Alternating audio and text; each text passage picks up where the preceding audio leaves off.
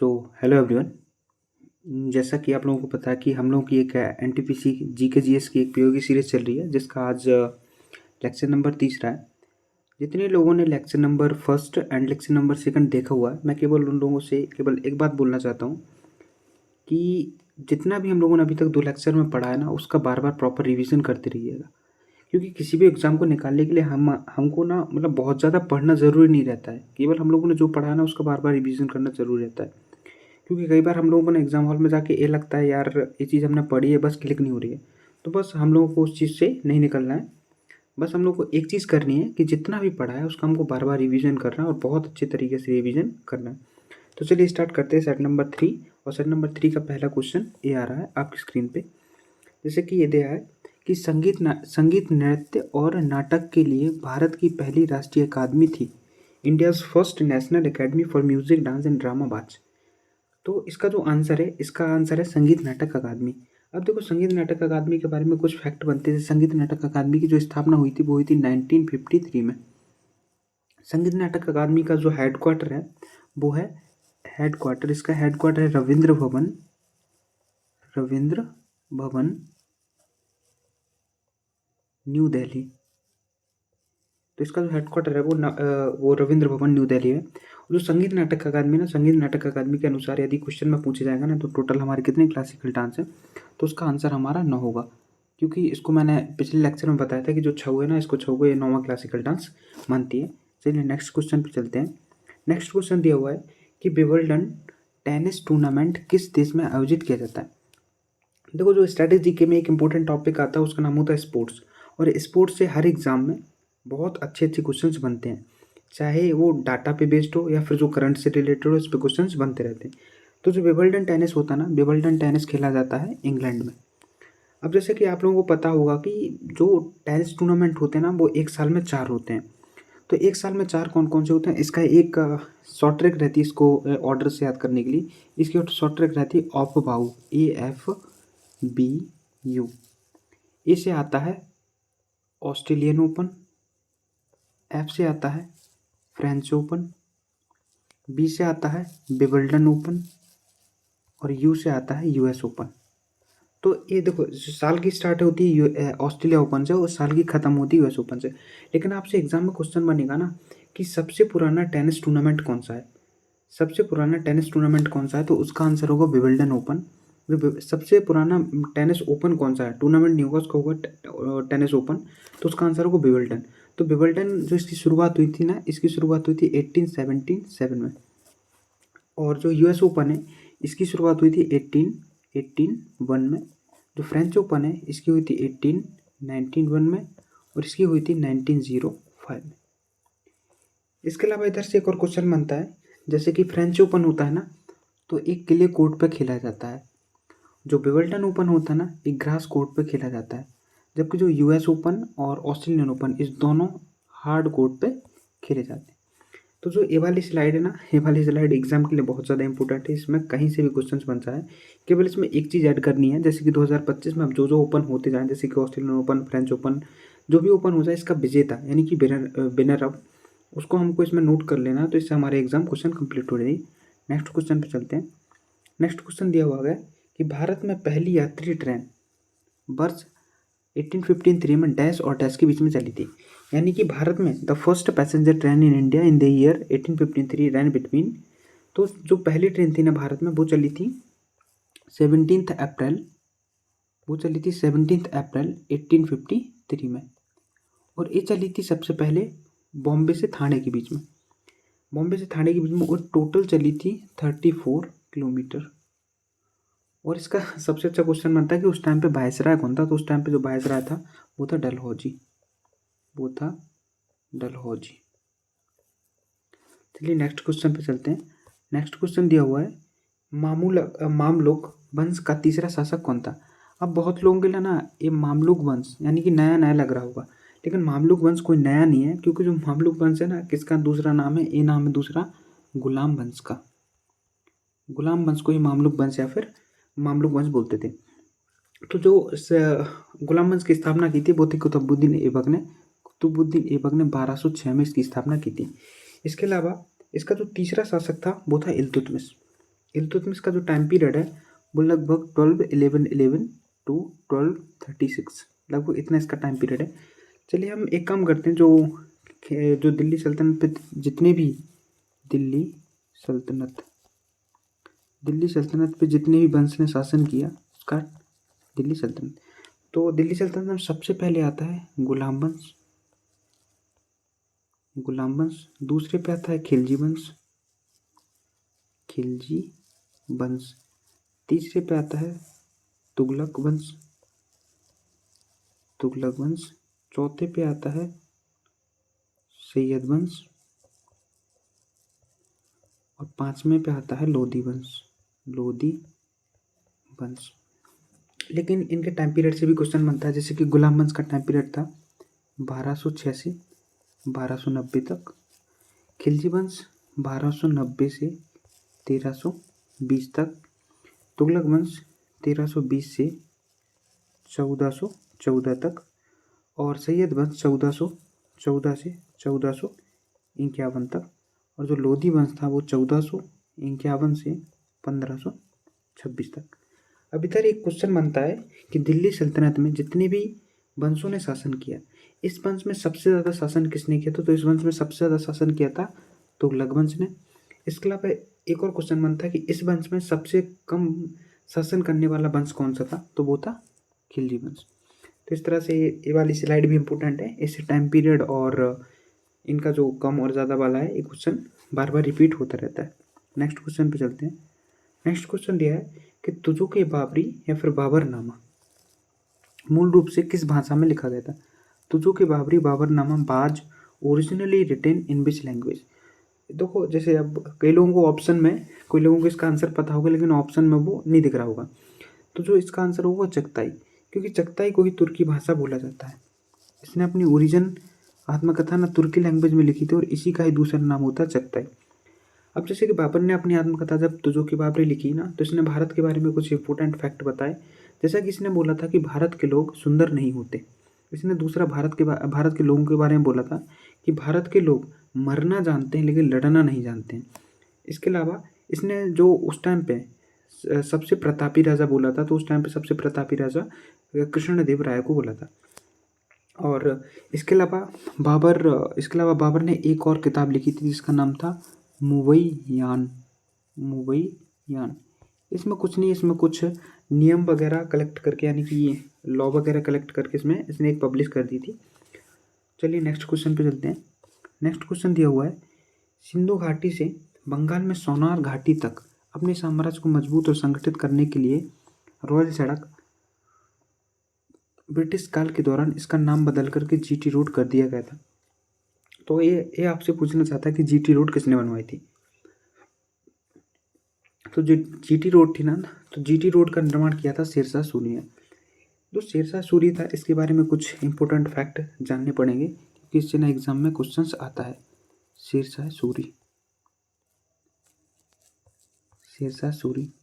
तो शेरशाह सूरी का जो बचपन का नाम था वो था फरीद खान, और इसके पापा का नाम था हसन खान। इसका जो टाइम पीरियड था ना, वो इसने जब रूल किया था तो 14 से लगा के 1545 तक केवल 5 साल शासन किया था। इसके अलावा क्या था कि एक दक्षिण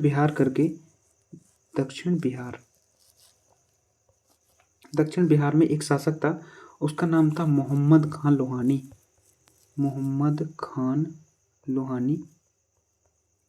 इसके यहाँ पे कुछ टाइम के लिए एक सेनापति या फिर कुछ एक सेना में था। तो जब मोहम्मद खान लोहानी ने क्या किया कि एक टाइम पे क्या हुआ था कि इसने शेरशाह सूरी ने एक शेर को मार दिया था। तो उस टाइम पे मोहम्मद खान लोहानी ने उसको देख लिया था और शेरशाह सूरी को एक शेर खां की उपाधि दी थी, शेर खां। इसके अलावा एक बंगाल में एक शासक था नुसरत शाह, उसको जब शेरशाह ने हराया था तो शेरशाह ने खुद एक हजरत आला की उपाधि ली थी, हजरत आला की उपाधि ली थी। इसके अलावा शेरशाह सूरी ने कुछ इम्पोर्टेंट मतलब बैटल लड़े हैं, जैसा कि पहला लड़ा था चौसा का युद्ध लड़ा था 1539 में। ये लड़ा था हुमायूं से, और इधर का हुआ था, इसमें हुमायूं की हार हो गई थी, लेकिन हुमायूं की एक जान बचाई थी किसने? निज़ाम भिश्ती ने। निज़ाम भिश्ती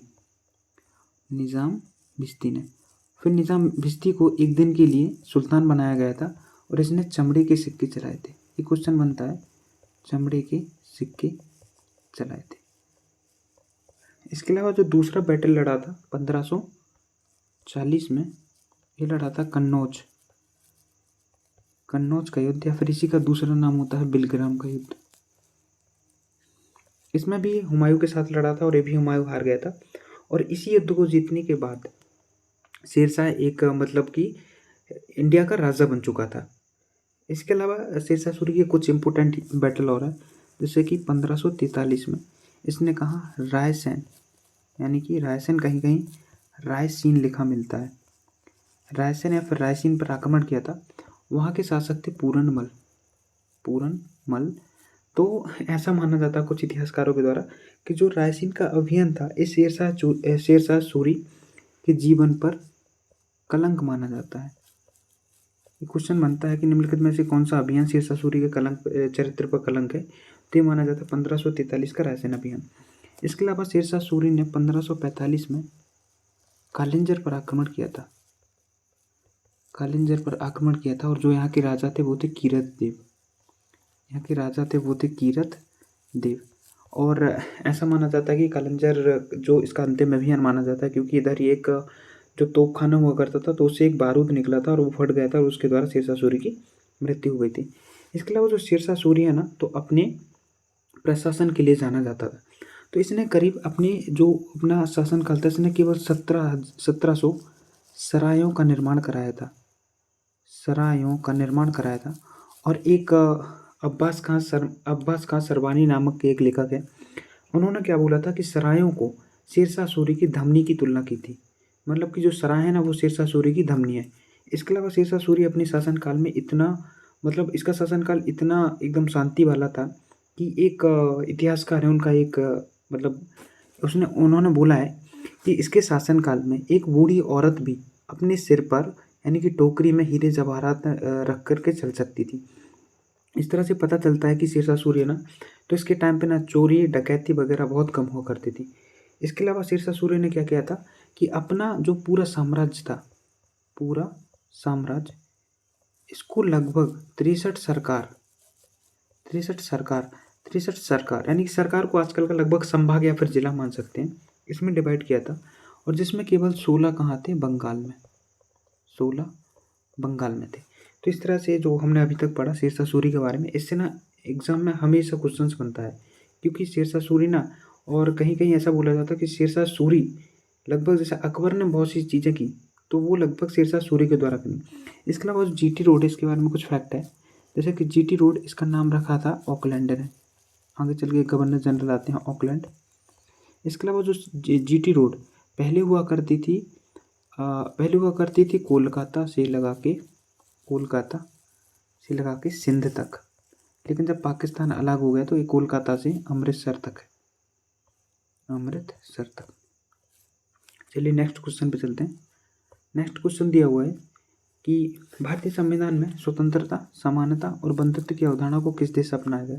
from which country were the concept of liberty, equality and fraternity adopt in the Indian constitution? तो जो इसका आंसर होगा वो होगा फ्रांस। चलिए हम देखते हैं कि इंडियन कॉन्स्टिट्यूशन है, अपन ने बहुत सी चीज़ें ना बहुत अलग अलग कंट्री से बोरो की हुई हैं। जैसे कि सबसे पहले देखते हैं यूएसए। तो यूएसए से सबसे जो इम्पोर्टेंट चीज़ है वो है फंडामेंटल राइट। इसके अलावा क्या है इस पर? राष्ट्रपति पर महाभियोग, यानी कि महाभियोग। इसके अलावा उपराष्ट्रपति का पद इधर से लिया है। अब आता है ब्रिटेन। तो ब्रिटेन से लिया है सबसे पहले एकल नागरिकता।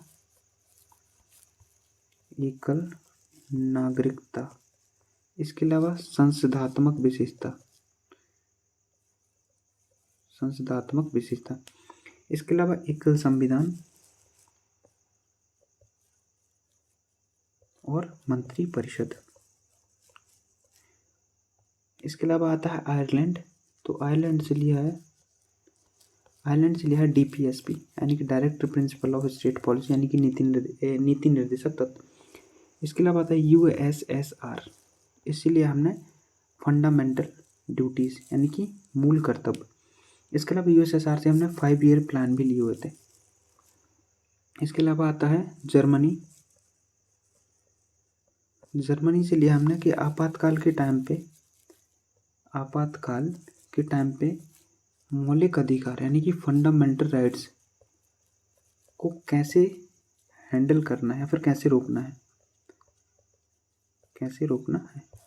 इसके अलावा आता है दक्षिण अफ्रीका यानी कि साउथ अफ्रीका। साउथ अफ्रीका से हमने लिया है संविधान संशोधन। इसके अलावा आता है ऑस्ट्रेलिया। तो ऑस्ट्रेलिया से लिया है समवर्ती सूची। इसके अलावा आता है कनाडा। कनाडा से लिया हमने अर्धसंघ। तो इस तरह से जो भी ये हमने कौन से देश से क्या क्या बोरो किया हुआ, ऐसे क्वेश्चन हमेशा हर एग्जाम में बनता है, तो इसको 2-3 बार ट्राई करना, रिवीजन करना, तो ये चीज़ें याद हो जाएंगी। चलिए नेक्स्ट क्वेश्चन पे चलते हैं। नेक्स्ट क्वेश्चन दिया कि वर्तमान में संविधान की 8वीं अनुसूची में कुल कितनी भाषाएं। तो जब हमारा संविधान लागू हुआ था यानी कि 26 जनवरी जब 1950 को हमने संविधान को लागू किया था, तो उस समय हमारे पास टोटल 14 भाषा यानी कि 14 लैंग्वेज थी। लेकिन समय समय पर अमेंडमेंट कर करके इसमें हमने 8 लैंग्वेज और ऐड की, जिससे हमारे पास प्रेजेंट टाइम में 22 लैंग्वेज है। इसके लिए देखते हैं, जैसे कि सबसे पहले 21st कॉन्स्टिट्यूशन अमेंडमेंट यानी संविधान संशोधन 1967 में हुआ था, और इसके द्वारा जोड़ी थी हमने सिंधी। फिर एक हुआ था 71st कॉन्स्टिट्यूशन अमेंडमेंट, ये हुआ था 1991 में। तो इसके जरिए हमने एक नेपाली, एक मणिपुरी और एक कोंकणी,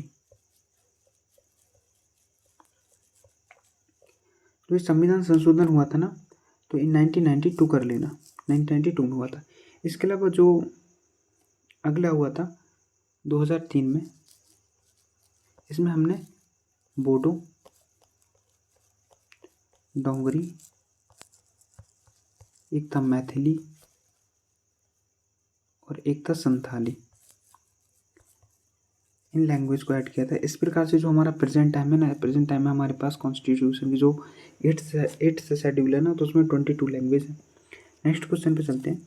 नेक्स्ट क्वेश्चन दिया हुआ है कि भारतीय संविधान का कौन सा अनुच्छेद सार्वजनिक मामलों में अवसर की समानता की गारंटी देता है। Which articles of Indian constitution guarantees equality of opportunity in matters of public employment. तो इसका आंसर होगा, वो होगा आंसर अनुच्छेद 16 यानी कि आर्टिकल नंबर 16।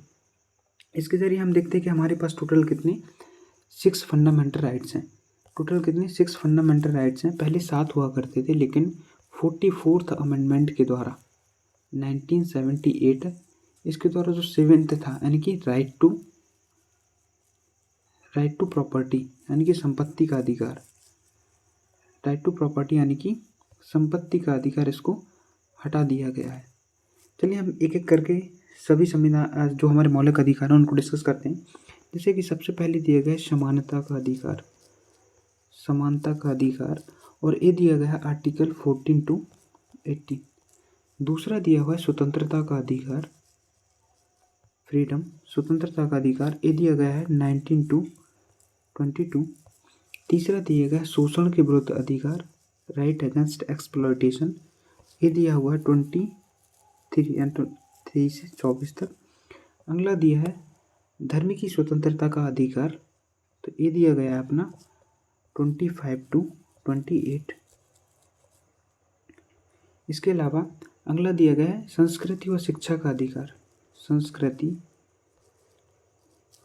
व शिक्षा का अधिकार, ये दिया गया है केवल 29 और 30 में। अगला दिया गया संवैधानिक उपचारों का अधिकार, रेमेडी, संवैधानिक उपचारों का अधिकार, तो ये दिया गया है हमारे 32 में।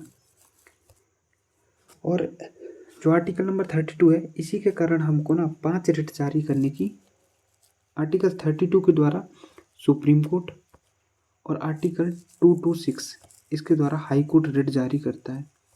टोटल कितनी रिट जारी होती है? वो होती है 5। सबसे पहले आता है बंदी प्रत्यक्षीकरण, बंदी प्रत्यक्षीकरण। दूसरा आता है परमादेश। तीसरा आता है प्रतिषेध। चौथा आता है अधिकार परीक्षा। चौथा आता है अधिकार परीक्षा। एक होगा बंदी प्रत्यक्षीकरण, एक होगा परमादेश, एक होगा प्रतिषेध और एक हो गया अधिकार परीक्षा। और ये भी बोला जाता है कि जो हाई कोर्ट है ना, तो हाई कोर्ट की रिट निकालने की पावर ना सुप्रीम कोर्ट से ज़्यादा है। ऐसा इसलिए बोला जाता है क्योंकि सुप्रीम कोर्ट केवल मौलिक अधिकार से संबंधित मामलों में रिट जारी कर सकती है, लेकिन जो हाई कोर्ट रहती है ना, वो मौलिक अधिकार के अलावा अन्य मामलों में भी रिट जारी कर सकती है। चलिए नेक्स्ट क्वेश्चन पे चलते हैं। नेक्स्ट क्वेश्चन दिया हुआ है कि भारतीय नदी प्रणाली कितने प्रकार की होती है? तो मतलब जो होता है ना कि how many types of Indian river system are there, कितने प्रकार की हमारे पास रिवर सिस्टम है? तो हमारे पास दो प्रकार का रिवर सिस्टम है। River system in India 2 types है। जैसे कि पहला कहलाती है हिमालयन रिवर, यानी कि जो नदी हिमालय से निकलती है उसको हिमालयन रिवर कहते हैं। दूसरा होता है प्रायद्वीपीय नदी। जो हिमालयन नदी रहती है ना, ये वर्ष भर मतलब कि ये पूरे साल इनमें पानी रहता है, लेकिन जो प्रायद्वीपीय नदी रहता है ये टाइम टाइम पे सूख जाती है। हिमालयन नदी मेन रूप से है गंगा, इसके अलावा ब्रह्मपुत्र, इसके अलावा सिंध। जबकि प्रायद्वीपीय नदी बहुत सी है, जैसे कि नर्मदा, गोदावरी, कृष्णा, कावेरी, महानदी। तो इसके एग्जाम्पल बहुत सारे हैं। चलिए नेक्स्ट क्वेश्चन पे चलते हैं। नेक्स्ट क्वेश्चन जो दिया हुआ है, निम्नलिखित में से कौन सी झील उत्तर पूर्वी भारत में ताजे पानी की सबसे बड़ी झील है? Which of the following lakes in the largest fresh water lake in the north east? तो जो नॉर्थ ईस्ट की झील है ना, वो है लोकटक झील। जो लोकटक झील है ना, तो ये कहाँ पे स्थित है? तो ये है अपने मणिपुर में, ये है मणिपुर। और मणिपुर में जो इस झील पे एक नेशनल पार्क है, उसका नाम है केबुल लामजाओ, और ये एकमात्र तैरता हुआ नेशनल पार्क है, केबुल लामजाओ। जो डल झील है ये कहाँ पे स्थित है? ये जम्मू कश्मीर में। और जो कोलेरू झील है ये कहाँ पे स्थित है? आंध्र प्रदेश में। चलिए नेक्स्ट क्वेश्चन पे चलते हैं। नेक्स्ट क्वेश्चन दिया हुआ है कि भारत में एक उल्कापिंड द्वारा बनाई गई एकमात्र झील का नाम क्या है? What is the name of the only lake in Indian formed by a meteorite? मतलब उल्कापिंड के द्वारा जो भारत में बनाई गई एकमात्र झील है उसका नाम है लोनार झील। और जो लोनार झील है ना, ये महाराष्ट्र के बुल्ढाना जो एमपी से अलग हुआ था, बुल्ढाना डिस्ट्रिक्ट में है। इसके अलावा जो डल झील है ये कहाँ पे स्थित है? JNK में। वुलर झील भी इधर ही स्थित है। और जो भीमताल है ये कहाँ पे? उत्तराखंड में स्थित है। चलिए नेक्स्ट क्वेश्चन पे चलते हैं। नेक्स्ट क्वेश्चन दिया हुआ है, अब इधर से हमारे साइंस के 1-2 क्वेश्चन हमने इस बार रखने का ट्राई किया है। तो सबसे पहला क्वेश्चन क्या है कि मरीजों के दांतों के बड़े बिंब को देखने के लिए दंत चिकित्सक किस प्रकार के दर्पणों का उपयोग करते हैं? What type of mirror do dentist use to see large image of patient teeth? तो ये आपसे पूछना चाहता है कि जिससे मतलब कि डॉक्टर किसी मरीज के दांतों का इलाज करते हैं उसके लिए कौन से दर्पण का उपयोग करते हैं? तो इसके लिए अवतल दर्पण का उपयोग करते हैं। इसके लिए हम देखते हैं कि अवतल दर्पण इसके अलावा कहाँ कहाँ यूज होता है? एक तो डेंटिस्ट में, इसके अलावा अपना सेविंग मिरर, इसके अलावा सर्च लाइट, एक आता है उत्तल दर्पण। तो उत्तल दर्पण कहाँ इसका यूज होता है? इसका यूज होता है वाहनों में साइड मिरर के रूप में,